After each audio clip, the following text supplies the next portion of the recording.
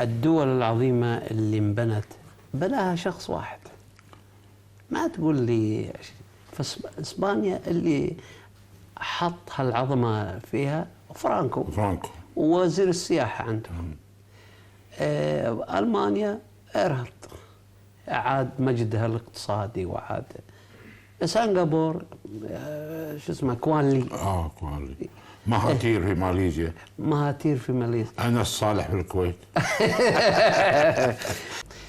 الكثير من المناقصات اللي موجودة في الوطن الكويتي لا بس في واحد اسمه أبو السلطات عنده صلاحية، عنده شيء اسمه مراسيم ضرورة، عنده تسكير برلمان وصار مراسيم ضرورة.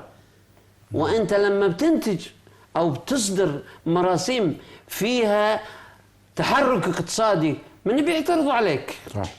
سلم البراك ولا شخير والعياذ بالله، ولا مين بيعترض عليك؟ ما راح يعترض عليك أحد.